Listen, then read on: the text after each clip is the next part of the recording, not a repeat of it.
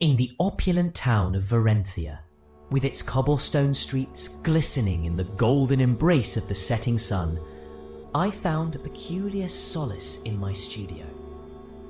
The sunlight poured through the tall windows, casting playful shadows across the vibrant canvases that adorned the walls.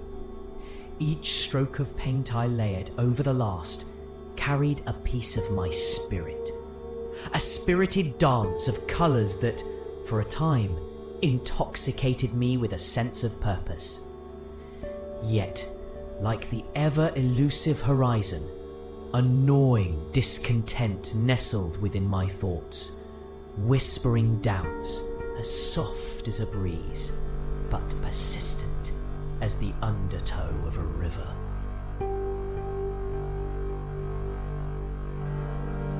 I stood there, brush in hand, as days stretched into weeks, wondering, amidst the bright yellows and deep blues, had I truly captured what lay inside?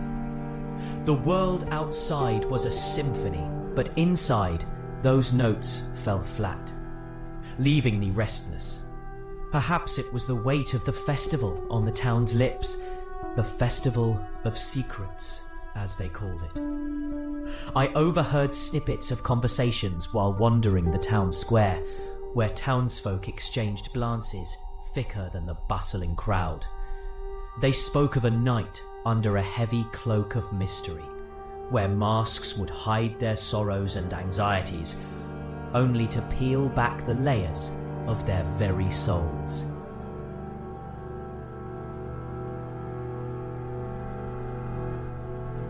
The notion sent a tremor through me. Curiosity mingled with foreboding, like a golden thread caught in a storm.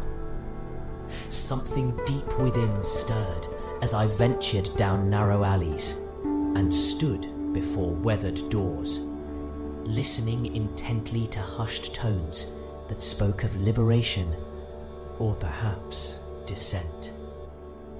Clutching my paintbrush tighter, I felt drawn into the shadows that hovered just out of sight.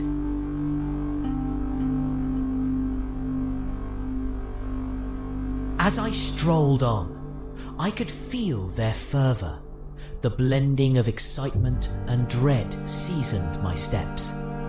The stalls scattered along the square brimmed with trinkets, small baubles that glimmered like secrets waiting to emerge. Yet it was the laughter, sweet yet tinged with something darker, that sent chills prickling along my spine. Festival revellers bore a restless light in their eyes, a flutter of anticipation that hovered just above the surface. It was that feeling, the precipice of something unknown, that brewed within me as a painting would, before the final stroke brought it to life.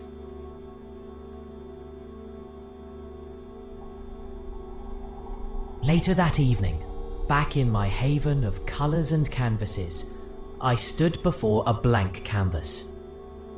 Spurred by the day's curiosity, I dipped my brush into a tempestuous mix of dark crimson and deep indigo, allowing the colours to swirl beneath the bristles. With every stroke, I battled an imminent realization, breaching the surface of my own fears as the paint dragged and fell, echoing the murmurings that filled my mind.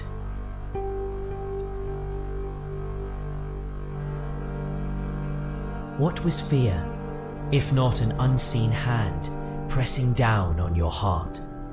An ache that beckoned yet terrified you at once. I had captured it, or at least I thought I had, as the brush swept across the canvas, leaving hints of uncertainty and swirling dread, an intimate dance with unease that felt too personal yet undeniably universal. As shadows played upon the walls, I was transfixed, not just by what I painted, but by how that act twisted my insides, unveiling parts of myself I had kept tucked away behind smiles and pleasantries.